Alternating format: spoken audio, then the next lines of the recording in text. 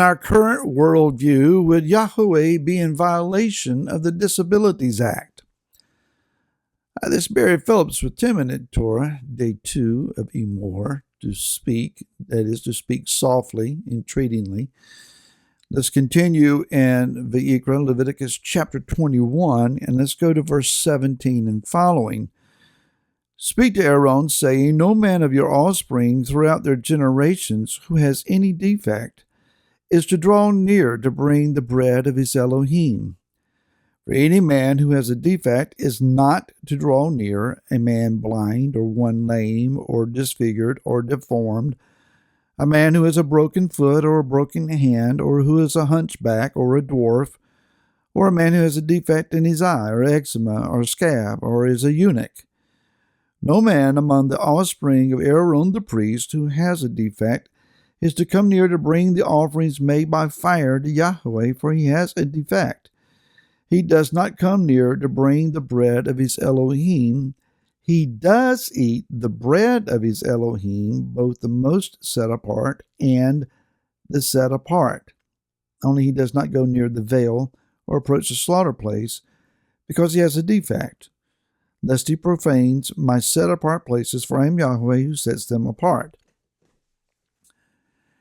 Thankfully, in our day, there are legal codes requiring compliance where access to buildings must be made available for those who are handicapped. So we see wheelchair ramps and handicap parking in the parking lots, special bathroom facilities and public, so that those who are limited in their physical abilities can still maneuver and have function in society. This is a good thing. Further, one who has limited physical capabilities but has the capacity to perform a job must be given an opportunity, if they qualify, to perform such a job. I think of the governor currently in Texas, the state of Texas, who is in a wheelchair, but he does his job and he does it well. The wheelchair does not keep him from performing his duties. There may have been a time in the past where the public would not even have elected him because, well, he has this handicap. Thankfully, that's no longer the case, and things work out much better.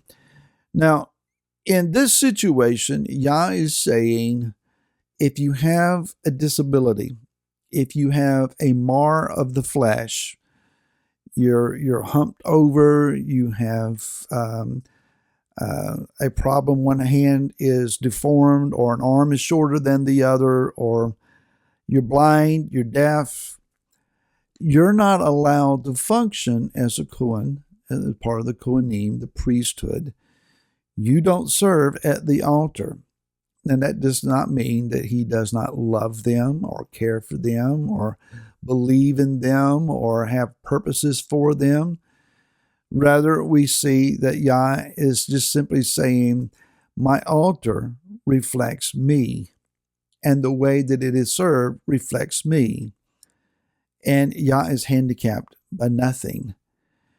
The word for defect here, or blemish, is the Hebrew word mum. We would transliterate that M-O-O-M. It is an actuality of Hebrew 3 letters, a mem, a vav, with the dot in the middle giving it the oo sound, and then a final mem. Mem represents waters. When we see 2 mems this way, one might easily connect the idea of the waters above and the waters below. The vav is a nail in its appearance in paleo form.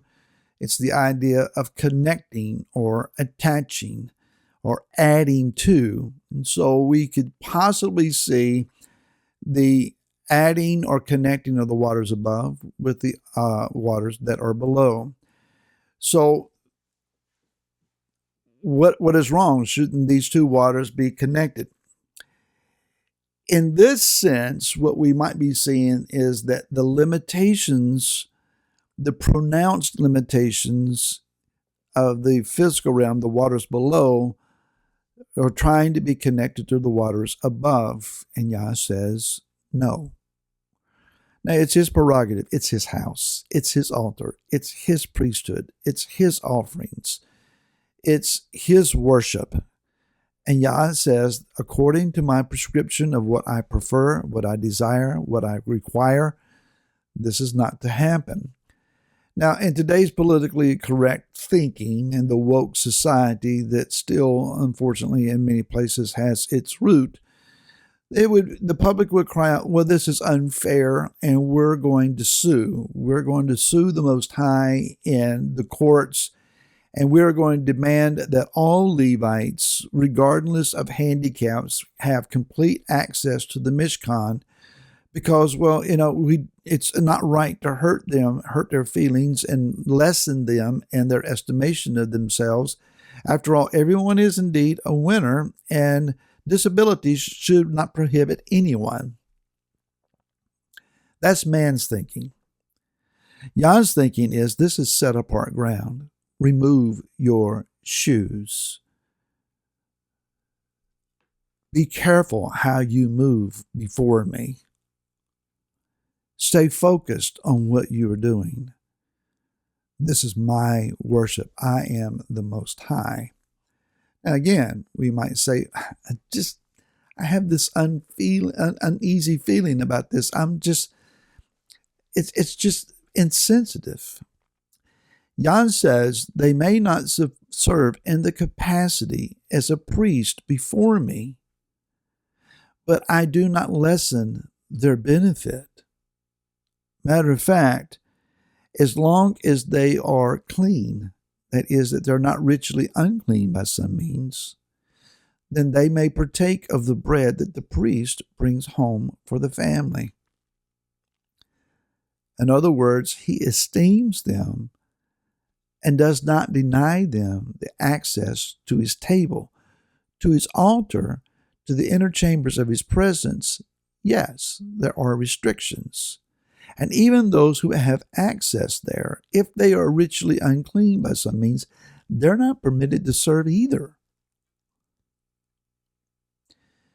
So the one who has defected in his body can still eat at the master's table. There's a beautiful picture of this that is found in the book of 2 Samuel. David Hamelech, David the king, is seated on his throne. Things are going well. It seems that enemies have been vanquished, and he is looking to offer favor.